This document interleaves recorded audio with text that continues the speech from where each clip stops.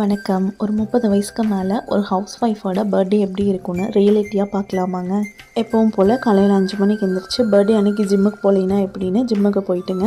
Work out முடிச்சுட்டு ஒரு 7 மணி மாதிரி வீட்டுக்கு வந்து குக்கிங் ஸ்டார்ட் பண்ணிட்டேன். குக்கிங் பண்ணவே இடையில மாயா குட்டி வந்துட்டு எனக்கு பர்த்டே விஷ் பண்ணிகிட்டு இருந்தாங்க. கூடவே லஞ்சு பிரேக்ஃபாஸ்ட்டு எல்லாத்தையுமே முடிச்சுட்டு மாயா குட்டியும் ஸ்கூலுக்கு தாட்டிட்டுங்க. அப்படியே வீடு டஸ்ட் பண்ணுற வேலை, மாப் போடுற வேலை, மேட் வாஷ் பண்ணுறது அண்ட் பெட்ஷீட் வாஷ் பண்ணுறதுன்னு எல்லாமே ஆரம்பித்தாச்சுங்க. 5 வருஷம் முன்னாடி வரைக்குங்க பர்த்டே அப்படின்னா கொஞ்சம் ஃபேன்சியாக போகும் அந்த நாளே. பட் இப்போல்லாம் ரியாலிட்டி எப்படியோ அப்படி தான் போயிட்டுருக்கு. உண்மையை சொல்லப்போனால் நமக்கு வயசு ஏற தான் அனுபவம் ஜாஸ்தியாகுது. இந்த மாதிரி செலிப்ரேஷன்லாம் நம்ம கம்மி பண்ணிக்கிறோம். 1 o'clock வரைக்குமே எனக்கு ஒர்க் இருந்துச்சுங்க. அப்புறம் தான் ஹேர் வாஷ் பண்ணிவிட்டு நம்ம எப்பவும் போல் இந்த டேபிள் ஃபேனில் தான் காய வைப்பேன். கரெக்டாக 1:30க்கு நம்ம குட்டி மேடமும் ஸ்கூல்லேருந்து வந்துட்டாங்க. பொதுவாகவே இவங்களுக்கு பர்த்டேனா ரொம்ப பிடிக்கும், கேக் கட்டிங்னா ரொம்ப பிடிக்கும். அதனால் ஸ்கூல் முடிஞ்ச கையோடு நான் போய் கேக் வாங்கிட்டு தான் வருவேன். அம்மா பர்த்டேக்குன்னு கிளம்பிட்டாங்க. போயிட்டு எப்போவுமே ஐயங்கார் பேக்கரியில் கேக் வாங்குவோம். அது ரொம்ப பிடிக்கும் தாராபுரத்தில். அது வந்து நம்ம சின்ன குழந்தையில சாப்பிட்ட மாதிரி இருக்குங்க. ஒரு பட்டர் க்ரீம் தான் யூஸ் பண்ணியிருப்பாங்க. நார்மலான ஒரு சாஃப்ட் ஸ்பாஞ்சி கேக் இருக்கும். அது எங்கள் வீட்டில் எல்லாத்துக்குமே பிடிக்கும். அதனால் அங்கேயே போய் மாயா குட்டி வாங்கிட்டு வந்துட்டாங்க. கரெக்டாக கேக் கட் பண்ணிகிட்டு இருந்தப்போ போஸ்ட்லேருந்து ஒரு கொரியன் வந்துச்சுங்க.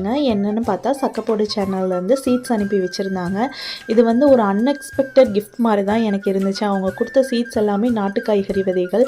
எனக்கு ரொம்பவே சந்தோஷமாக இருந்தது பர்த்டே அன்றைக்கி அது கிடைச்சதும். எல்லாருமே லஞ்சை சாப்பிட்டு முடிச்சுட்டு ஹஸ்பண்ட் இந்த பெட் ஸ்ப்ரெட்லாம் போடுறதுக்கு ஹெல்ப் பண்ணிகிட்டு இருந்தாங்க. அதுக்கப்புறம் ஃபேமிலியில் எல்லாருமே கோவிலுக்கு போகலான்ட்டு ரெடி ஆகிட்டோம். எனக்கு என்னென்னு தெரில, இந்த பர்த்டேக்கு திருவண்ணாமலை போகணுன்னே ரொம்ப தாட்ஃபுல்லாக இருந்துச்சு. பட் இப்போ இருக்க சுச்சுவேஷனில் கரெக்டாக மாசி சிவராத்திரிங்க. நார்மலாக எல்லா சிவன் கோயிலுமே கூட்டமாக இருக்கும். அது திருவண்ணாமலையெல்லாம் சொல்லவே தேவையில்லை. அதனால் பேசாமல் நம்ம பக்கத்தில் இருக்க சாமியை கும்பிட்டுப்போம். சுச்சுவேஷன் கிடைக்கிற அன்றைக்கி நம்ம போய்க்கலான்னு சொல்லிட்டுங்க. பக்கத்தில் இருக்க விநாயகர் கோவில், முருகர் கோவில்ன்ட்டு எல்லா கோவிலுமே ஒரு ரவுண்டு போயாச்சுங்க.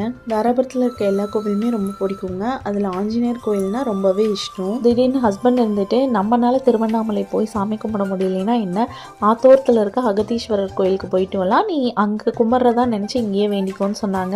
அதே மாதிரி அகத்தீஸ்வரர் கோயிலுக்கே போயாச்சுங்க.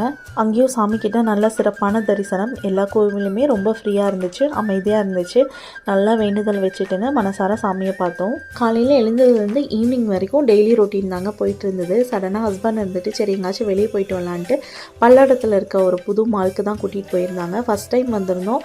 குழந்தைங்க எல்லாருமே நல்லா என்ஜாய் பண்ணாங்க. ஃப்ரெண்டு ஃபேமிலியோடு தான் வந்திருந்தோம்.